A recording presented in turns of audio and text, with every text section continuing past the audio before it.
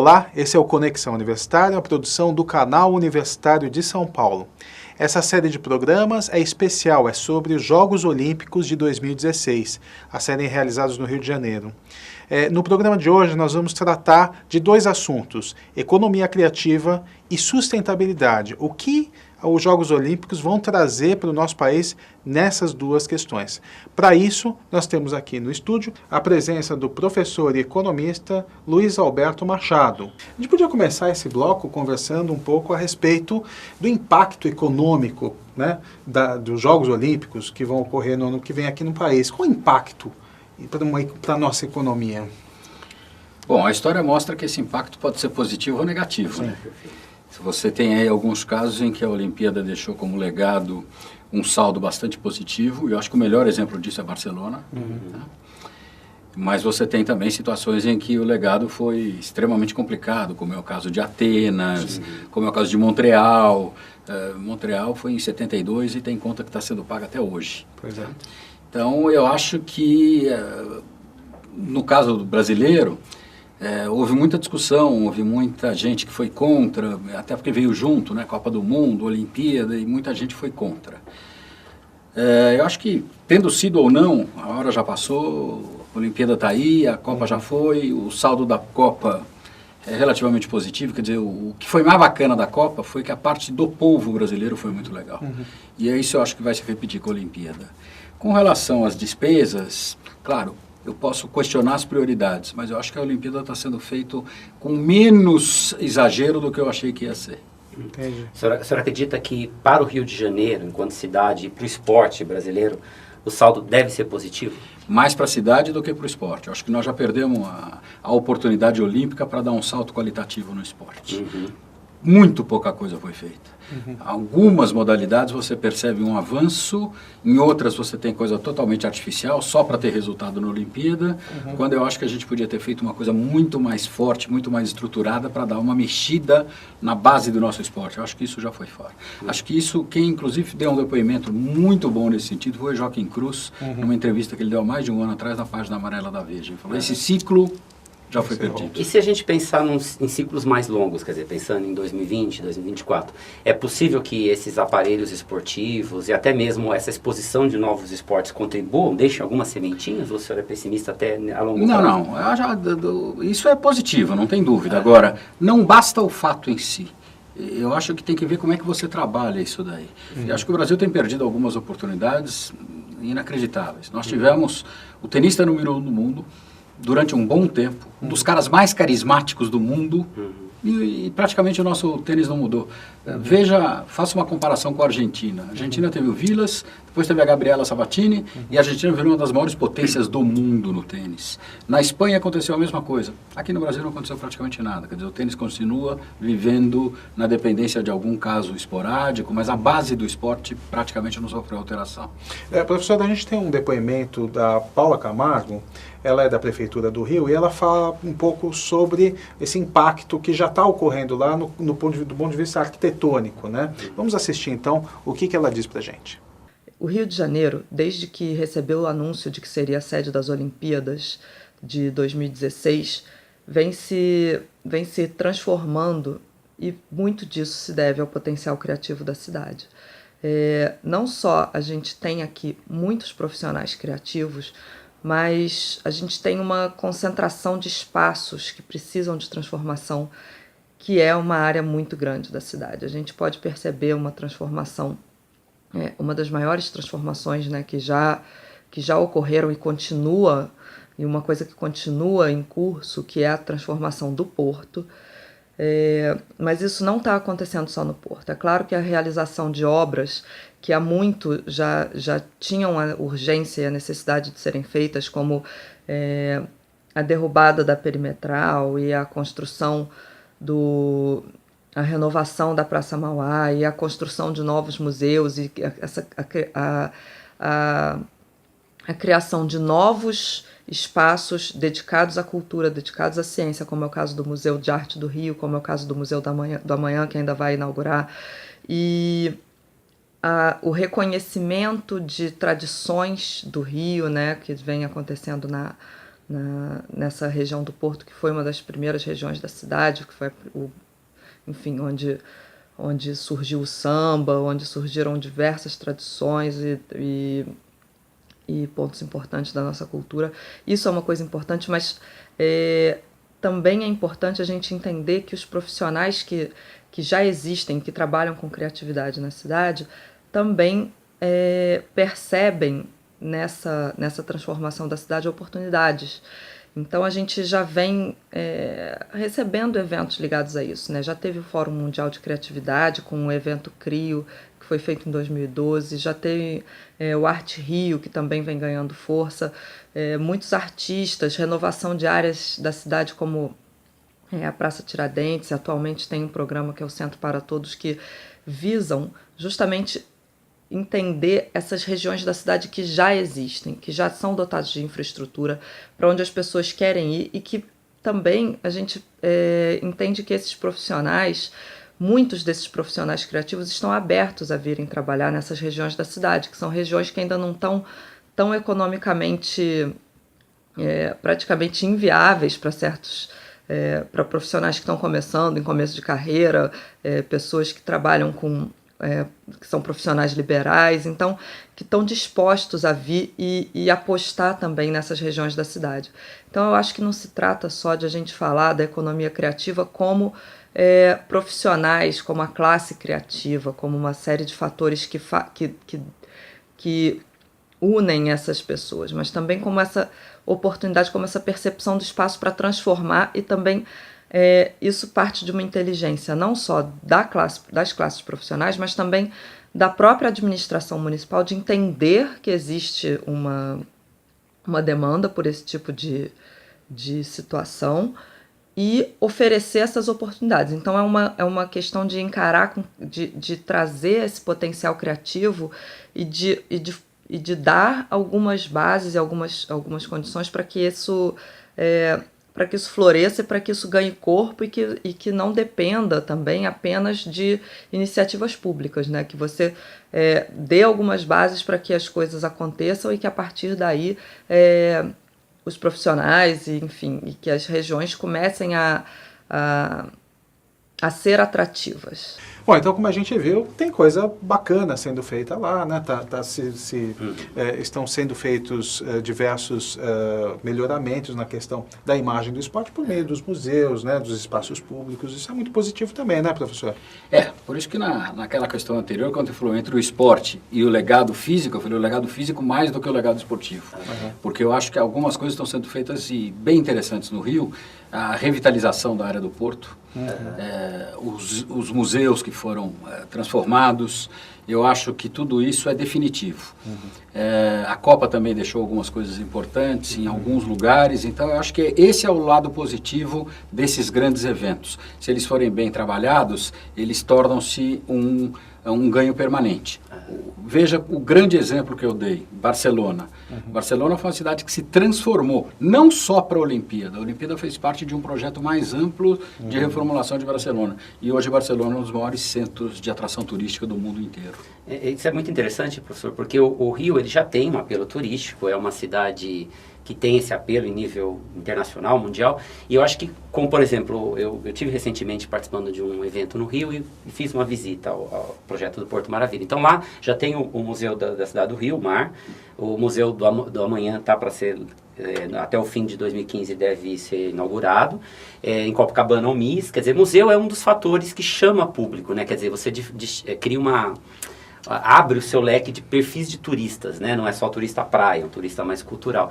Então, esse é um aspecto que pode ajudar, do ponto de vista da economia criativa, para o Rio de Janeiro se colocar mais como essa cidade. O prefeito do Rio, em vários momentos, o Eduardo Paes, fala do Rio como uma cidade inteligente, uma cidade que vai buscar a conexão do seu caos, construir uma nova cidade humana e criativa, trabalhando em design, arquitetura. Você acha que é por aí? O Rio está fazendo um bom trabalho nesse sentido? Acho que é positivo o exemplo do Rio. Acho que, já que você citou o tema da economia criativa, é um dos estados em que a economia criativa tem tido um tratamento mais sério. A própria Firjan tem feito um acompanhamento, uma apuração, porque é um negócio meio vago. O que é economia criativa? Como é que você calcula a agregação de valor da economia criativa? Mas no Rio de Janeiro Janeiro vem sendo feito um trabalho bem importante nesse sentido. Você tem todo o histórico do Rio de Janeiro como cidade que atrai turistas por causa do carnaval, por causa das belezas naturais e assim por diante. E eu acho que nesse ponto a Olimpíada, sem dúvida nenhuma, vai deixar um legado extremamente importante para o Rio. E aí quando a gente fala de economia criativa, né, esse termo, economia criativa, é quando a gente deixa de usar aqueles velhos, aquelas terminologias já muito conhecidas, os fornecedores principais, secundários e tudo mais. O que vem na prática? O que seria a economia criativa relacionada então com um mega evento como esse? Houve no início muita divergência até com relação à terminologia, porque sem pensar nos primórdios, mas em tempos mais recentes, quem estourou com isso daí foi o Reino Unido, e lá com o nome de indústrias criativas. A Inglaterra até alterou a contabilidade nacional para dar um destaque para isso, e isso transformou num dos principais pontos do PIB da Inglaterra. Em outros lugares surgiu com o nome de economia da cultura, em outros lugares como economia criativa. Hoje há uma convergência em torno do nome economia criativa. Mas não há uma convergência total com relação ao que faz parte da economia criativa. Para alguns caras o esporte e o turismo fazem parte, para outros estudiosos não. A economia criativa, na minha concepção, é a economia do intangível, é a economia que tem a ver com a inteligência e com a imaginação humana. E nesse sentido ela é revolucionária em termos econômicos. Porque se a economia é conhecida como a ciência da escassez dos recursos, a economia criativa trabalha com dois recursos que não são escassos. Pelo contrário, à medida que vão ser usados, eles vão aumentando, se multiplicando. Então ela pode ser revolucionária. Agora, depende de como você trabalha, porque na base disso daí está a educação, né? Então, se você não tiver uma boa educação, você compromete lá na frente a própria economia criativa. Mas eu acho que nós estamos no caminho certo. Claro que, como em muitas outras coisas no Brasil, a gente padece do problema da continuidade das gestões públicas. Foi criada uma secretaria da economia criativa, a secretária Cláudia Leitão fez um trabalho excepcional no ano e pouco que ela esteve à frente da secretaria, mas bastou mudar a ministra para mudar a secretária, daí mudou de novo o ministro, foi extinta a secretaria. Isso é uma pena, porque o Brasil, não é só o Rio, o Brasil naturalmente tem tudo para ser um país protagonista na economia criativa. Isso permite até uma projeção de imagem internacional do país, porque trabalha com questões com as quais o brasileiro é super relacionado no exterior, né? Essa ideia, festa, criatividade, a música brasileira, a expressividade do país. Acaba, eu acho que essa falta de políticas públicas continuadas prejudicando isso, né? Sem dúvida, você tem alguns exemplos que o Brasil, quer dizer, além desses de carnaval, festa junina, festa do boi, mas você tem casos em que o Brasil, talvez o lado menos conhecido da economia criativa, que tem a ver com a TI, com games, com softwares, e a fusão disso com o cinema, quer dizer, o Carlos Saldanha hoje é um nome mundialmente conhecido. Sim. E o que é o Rio? O Rio é o caso típico da economia criativa dentro da área cinematográfica, juntando TI e cinema. E tem tanta coisa acontecendo nesse caminho que o Brasil poderia estar melhor na fita do que está e não está provavelmente por causa dessa falta de articulação das ações entre governo federal, governos estaduais e municípios. Quer dizer, o problema está aí, nesse nó, hein? O nó. Nessa falta de articulação. Não é uma exclusividade da economia criativa, a gente sabe disso. Mas, quer dizer, como todo brasileiro, a gente é sempre otimista e acha que uma hora nós vamos aprender a fazer a lição, né? Particularmente no Rio, eu concordo, acho que o potencial é muito maior, né? Parece ser possível explorar mais. Há algumas ações muito legais. A própria Paula Camargo, ela vai comentar com a gente a respeito do trabalho de design, quer dizer, você vê, por exemplo, no caso da Olimpíada, um trabalho de nível internacional na criação da marca, na criação dos mascotes, e todos feitos com o nosso talento nacional, explorando um pouco desse nosso ambiente e da nossa cultura. Mas, efetivamente, essa articulação poderia se dar num nível mais amplo. A Olimpíada, eu acho que até a própria cerimônia de abertura, é um espaço em que poderia ser um excelente palco para mostrar essa criatividade do brasileiro, né? Esperamos que não seja como não foi na Copa. Que frustração. Né? Sem dúvida, mas é o que eu digo, a oportunidade está aí, resta a gente aproveitar. Mas já que você falou, por exemplo, do Rio, vamos pegar o caso que está mais avançado, que é a revitalização da área portuária. Quem conhece Belém do Pará sabe disso, quer dizer, a Estação das Docas mudou o perfil da cidade. Buenos Aires, Puerto Madeiro revigorou completamente a cidade, deslocou o eixo cultural da cidade, que era lá Preta, na Boca, em Santelmo, quer dizer, hoje a grande parte da coisa gira em torno, e eu acredito que no Rio esse tipo de impacto vai acontecer também. Não é que vai eliminar os outros, porque isso é importante, não adianta você vestir um santo e desvestir o outro, mas você pode diversificar as atrações na cidade do Rio de Janeiro. A gente estava falando então há pouco a respeito das questões da economia criativa, mas também podemos agora abranger também a questão da sustentabilidade, que é um outro conceito forte, né, ligado a esse que a gente estava conversando há pouco. A gente tem aqui no ponto uma entrevista feita com a jornalista Andrea Vialli, e ela fala um pouco das medidas que estão sendo tomadas lá no Rio em função dos Jogos Olímpicos. Vamos acompanhar. As Olimpíadas desde 2000, desde os Jogos de Sydney, têm sido pautadas por uma preocupação em tornar os Jogos mais sustentáveis, mais inclusivos, com menor impacto ao meio ambiente. E o Rio não é exceção. O Rio tem uma série de planos, né, que foi sintetizado num documento, que é a Gestão Sustentável dos Jogos, que preconiza uma série de ações para tornar as Olimpíadas com menor impacto ambiental. Entre elas vai ser o uso de concreto reaproveitado nas construções temporárias que podem vir a ser desmontadas depois dos jogos, uso de madeira certificada, compra de alimentos de pequenos produtores com certificação orgânica. Então há uma série de detalhes, né, no planejamento dos jogos que têm sido tomados para que o impacto seja o menor possível, né? Os Jogos de Londres seguiram essa trajetória também. Porém é que no caso do Rio a gente tem um agravante, que é a poluição da Baía de Guanabara, que assim, passaram-se décadas, já foram investidos mais de 10 bilhões de reais ao longo de 20 anos, né, na despoluição da Baía, e a despoluição acabou não acontecendo. Né? Cerca de 1.400 atletas vão velejar naquelas águas, ou vão ter contato, né, com as águas, seja pelo iatismo, canoagem, natação, e a Baía não foi despoluída por completo. Então você tem esse agravante, que é são jogos que estão sendo planejados com esse viés da sustentabilidade, mas não houve a preocupação de se fazer a lição de casa e entregar uma Baía um pouco mais limpa, pelo menos.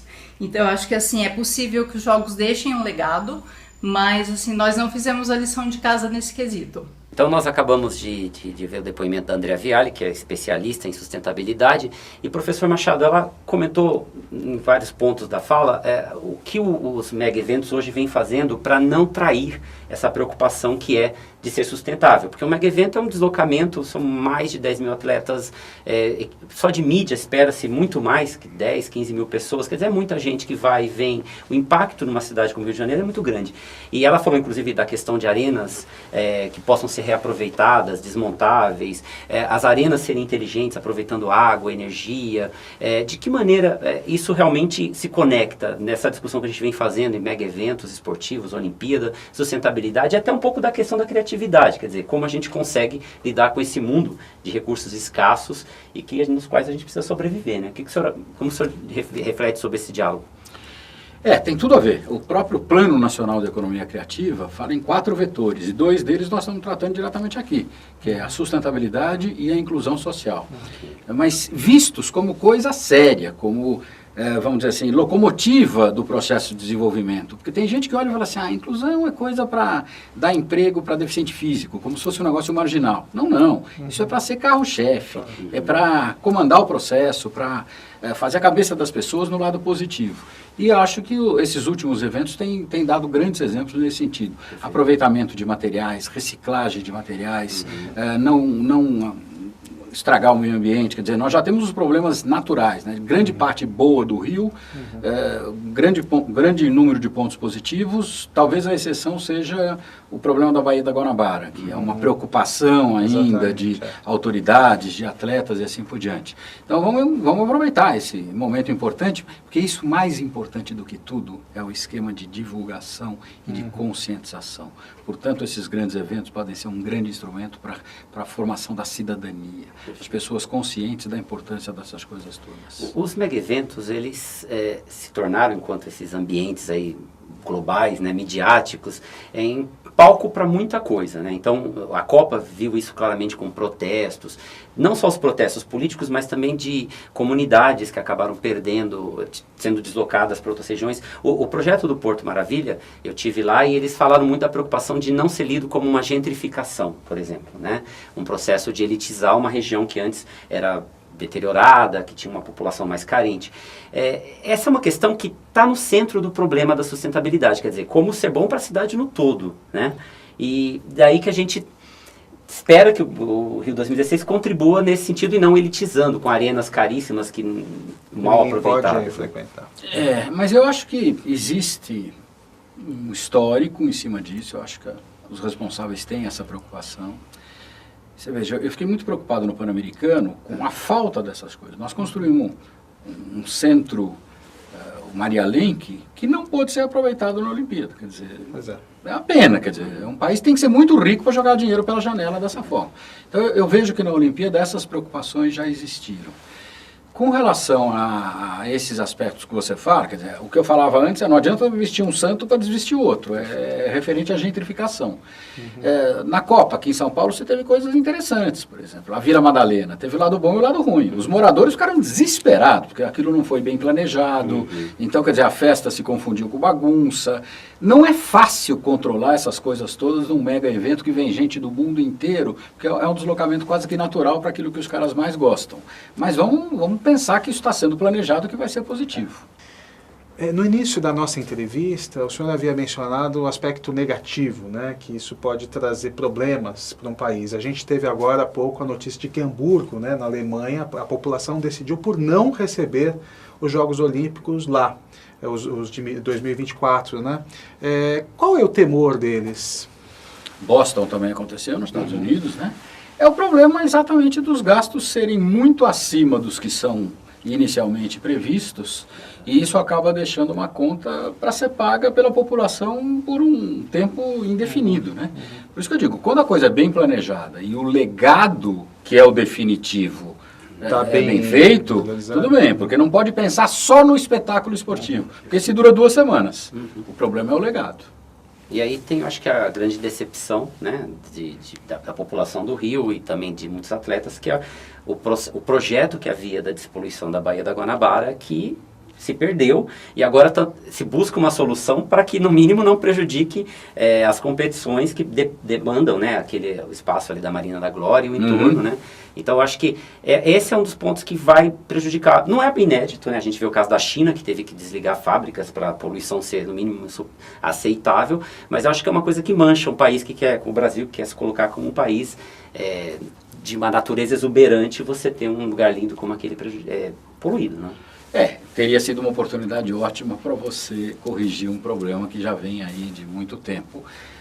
Não foi feito, também não adianta querer fazer milagre, quer dizer, não vai querer despoluir em um ano, porque aí o gasto seria alguma coisa absolutamente inadmissível e talvez o resultado não fosse o ideal, mas esse balanço que tem que ser feito quando você analisa, vamos dizer assim, o legado de um mega evento esportivo. E essas questões de segurança agora, que estão vindo muito à tona em função dos atentados terroristas, né? Isso também é um gasto que não estava na planilha? Não, estava na planilha. Até porque, ao contrário da França, que você tem um atentado em tempos, aqui no Brasil, infelizmente, a questão da segurança é um problema permanente. Perfeito. Se você for contar quantas pessoas morrem em problemas de tiroteio com polícia e não sei o que, isso acontece muito mais do que aquilo que acontece num atentado. Pois aí é que eu fico olhando. Nos grandes eventos que nós tivemos no Brasil, não tivemos problemas grandes dessa natureza. Tanto no Pan-Americano como na Copa do Mundo, isso passou bem, passou... Mas a Olimpíada tem um histórico, claro, momentos tensos. Esse tipo de coisa, eu acho que ninguém pode dizer estamos totalmente tranquilos, até porque a questão da segurança hoje passa por uma coisa que é terrível, que é o problema do cara estar disposto a dar a vida. Quer dizer, o fanático está disposto a dar a vida. Qualquer projeto de segurança passa muito pelo que o cara quer fazer o crime perfeito e ele sai ileso. Quando o cara está disposto a dar a vida, quer dizer, o alcance dos projetos de segurança fica muito limitado. Por isso que tem que ser cada vez mais sofisticado e tem que ser internacional. Quer dizer, você não pode combater um problema que é articulado globalmente com ações só locais. Então, eu acho que os sistemas de inteligência brasileiros estão em conexão com os sistemas internacionais e a gente tem que esperar que isso esteja acontecendo e, fora isso, meu amigo, é só torcer e rezar. Mas falando em torcer e rezar, o senhor foi e ainda é, né, jogador de basquete, se profissionalizou, jogou ao lado de atletas como Oscar, por exemplo, né? Do ponto de vista do senhor como esportista, aí, né, de amante do esporte, tudo, quais são as suas expectativas? Só uma correçãozinha, eu não me profissionalizei, até porque naquela época o basquete não era oficialmente considerado um esporte profissional, né? Mas eu sou um torcedor, como você falou, eu sou fanático por esporte de uma forma geral, algumas modalidades mais do que outras. Cresci num país em que o basquete era o segundo esporte do Brasil, depois, ao longo do tempo, o vôlei suplantou tranquilamente o basquete por causa de um bom trabalho de gestão. Então eu acho que faltou no basquete o que houve no voleibol. Claro que hoje eu tenho críticas à permanência eterna do NUSMA no Comitê Olímpico Brasileiro, mas não há dúvida de que o trabalho que foi feito por ele na Confederação de Voleibol foi um trabalho muito bem feito. O basquete, quer dizer, é uma grande expectativa, porque o basquete é um dos esportes mais praticados no mundo. Então, você se destacar no basquete é mais difícil você se destacar em algumas outras modalidades. Vamos dar um exemplo que o Brasil vem crescendo bem e consistentemente, que é o handebol. Né? O Brasil, em pouco tempo, virou campeão do mundo de handebol, hoje é uma referência, mas ser campeão do mundo de handebol, com todo o respeito pelas meninas, é muito mais fácil do que ser campeão do mundo de basquete, sobretudo masculino, que é um dos esportes mais praticados no mundo inteiro. Então, a disputa é tão grande, a competição é tão grande, que com exceção dos Estados Unidos, que se montar um time sério, continua ganhando fácil, do segundo ao 12º, Tá bom. Tudo pode acontecer. Tudo pode acontecer. Vamos torcer para que a seleção faça um bom trabalho de preparação. Parece que vem bem nos últimos tempos, acabaram as brigas, os jogadores estão aceitando as convocações. Essa geração que vai disputar a Olimpíada provavelmente é a última grande competição deles. Eles não têm grandes resultados na bagagem, então eles têm muito interesse em fechar esse ciclo com um grande resultado. Chave de ouro. Vamos torcer para que isso aconteça. Ok. Bom, então eu queria agradecer mais uma vez a presença do professor Luiz Alberto Machado, do Anderson Gurgel. Obrigado, Daniel. E dizer a você, telespectador que está nos assistindo, que mande a sua crítica, a sua observação, enfim, entre em contato com a gente, mande um e-mail para cnu@cnu.org.br. A gente vai ter o maior prazer em ler e, quem sabe, até adotar nos nossos programas aqui as suas observações. Então, fique com a gente, até a próxima.